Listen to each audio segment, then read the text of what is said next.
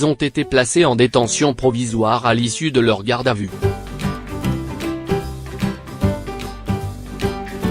C'est Adrien qui a sauvagement tué Kevin C., 17 ans, avec le couteau à la lame de 18 cm que lui avaient offert ses parents samedi 2 juin dans un parc de Mourmelon-le-Grand dans la Marne. Mais une instruction a aussi été ouverte contre Océane, 17 ans également, que les enquêteurs suspectent d'avoir planifié le meurtre de la victime.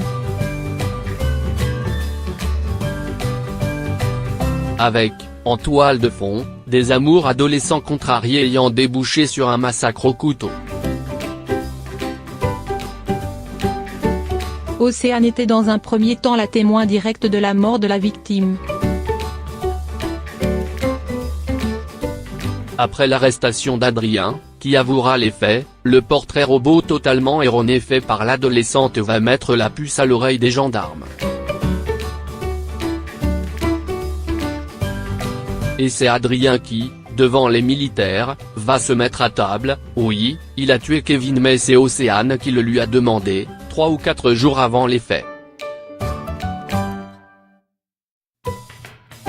Elle a assuré à Adrien que Kevin la harcelait, voire selon certaines la violentait. Adrien est amoureux d'Océane, pour elle il était prêt à passer à l'acte. Voir aussi, affaire Kevin, Mourmelon, qui est Océane P., soupçonnée d'avoir commandité le meurtre. Les enquêteurs soupçonnent, en se basant sur les aveux d'Adrien, qu'Océane aurait conçu le scénario d'un vol de sac à main pour pousser Kevin à intervenir et provoquer ainsi sa mort en faisant croire à l'acte crapuleux d'un délinquant. C'est donc vers la piste d'une machination orchestrée par celle qui n'a que 17 ans que l'enquête s'oriente, avec toute la prudence nécessaire à ce stade. La jeune fille nie ainsi fait et reste présumée innocente.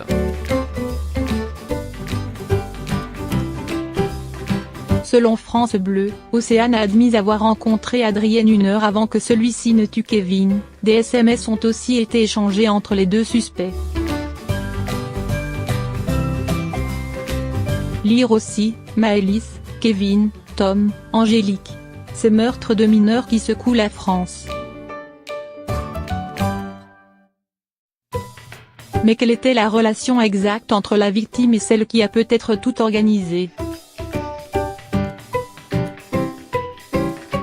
Présentée dans un premier temps comme sa petite amie en passe d'être quittée, la réalité est plus complexe.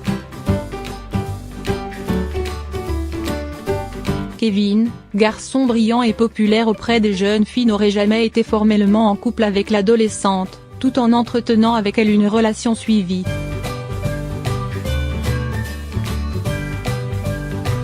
Selon une proche de la victime et de la suspecte qui s'est confiée à François, Océane le faisait tourner en rond, mais se laissait faire quand le jeune premier tentait des approches. Mais cette source, qui évoque par ailleurs des problèmes de santé d'Océane, est formelle, ils n'étaient pas en couple. Par contre, Adrien était très amoureux d'elle et était jaloux de Kevin.